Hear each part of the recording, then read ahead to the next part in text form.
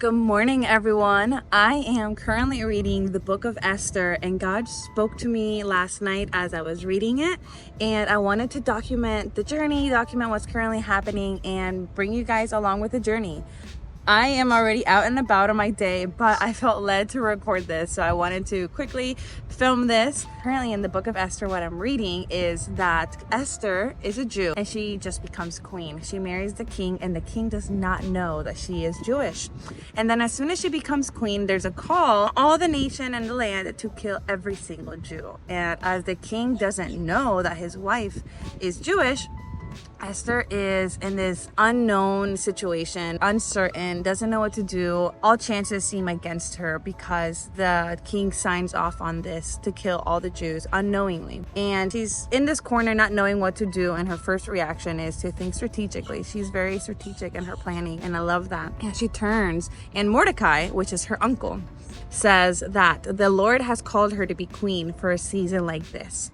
And that really spoke to me because sometimes we feel like we're in situations and we don't know why. She didn't want to be queen, and we don't know why God puts us in these situations. And it is for a season and for a reason that God calls us to be in those situations. And then Mordecai says, if you do not step up and stand up for your Jews, for your Jewish people, then God will use somebody else. And that basically means that we have free will. God gives us free will, and he allows us to make the choices. Are we going to walk in the will that God calls us to, or are we going to turn away and act on our flesh? So with that free will, Esther has the option to choose and stand up to God's calling, which could be very stressful, right? To stand up against the king and to fight for your nation, to fight for your people when there's a whole decree for all the people to die. Or she can stand in her comfort, stand in her safety, and basically die and allow all her people to die. But there's a lot of unknowns. And same thing with us, right? So same thing with us. Sometimes our callings can feel so mighty, so big, so high, or these problems that we are facing might seem so huge that we don't even know what to do. But are we listening to God? Are we turning to him as our first resource and asking him for direction on what he wants us to do? I am currently in a season of a lot of stillness, a lot of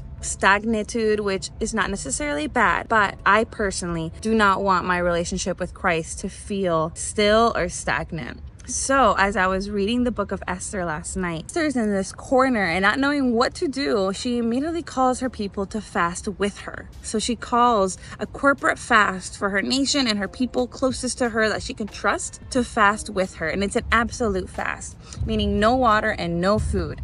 And this really shook me because that is her first response. And she goes, okay, I'm turning full faith. I am taking a huge leap of faith, Lord, and I'm turning directly to you and I'm surrendering it to you. So I felt led as I was meditating on the word last night to do the same thing with my own faith and with my own problems in my life. I've never done a fast to this extreme or absolute of no food and no water for 3 days. And I wanted to document it so I could look back and see God's hand and God's movement in this season in my life, and also document it for maybe it inspires and encourages some of you as much as it encouraged me. So let's go through the journey. Today will be day 1, and I am super excited to see what God's gonna do. Good morning, everyone. It is day 3 of my absolute fast, and today has been the hardest day, and it's only the morning. I woke up and I was in complete sweats. I was just sweating, and I usually never do that. That never happens. I'm usually just sleep in shorts and a t-shirt, and our home is usually kept pretty cool. And then as soon as I got up, I usually get a little bit dizzy sometimes if I get up too quickly because I don't eat meat, so I know I lack iron sometimes. And the first 2 days I have been extremely fatigued and dizzy, so I've been taking it slow. But this morning, as soon as I got up, I immediately fell and I had to hold on to something to catch me because I just passed out. So not necessarily fully passed out, but I just collapsed. I got up too quickly and my body wasn't ready for that. So I prayed and I asked the Lord if he wanted me to have some water, because the first 2 days I felt really dizzy. The day 2 I felt extremely fatigued and just dizzy. And today I knew I had to go back to the office and work. I do work just a desk job and on my computer, so it's not too much labor that I need to do. But later tonight I work my second job, and I work serving part-time. So carrying weights of trays of food and plates and glass, and being on my feet for about 8 hours. So I'm asking the Lord, and I prayed to see if I should have water. if I could include water, because I haven't had water in 2 days. And I seeked him this morning and I asked him, and he didn't tell me no. So I had some water this morning to help give me strength. I do feel a lot better. I do feel rehydrated, which is great because I was so dehydrated. Again, this is the biggest and most intense fast I've ever done. So it comes with new challenges, but what's giving me strength is knowing that the enemy is shaking, knowing that the enemy is scared, knowing that the enemy is trying to do anything he can for me to break this fast and go back to comfort, go back to the way I was before. That is what's giving me strength to persevere and to keep going, knowing that on the other side of this fast there's going to be breakthrough. So stay strong and let's do this last day together. Hi everyone, it has been about a month or probably more since I filmed my last few videos about me doing my Esther fast and doing an absolute fast. And the reason why it's been so long, because that was the hardest fast I've ever done. I was just the most extreme fast I've done. It was an absolute fast. I knew it. I was going into it, I thought, well prepared, and the enemy was attacking me in all different areas, attacking my family, and I knew that breakthrough was coming. It was around the corner.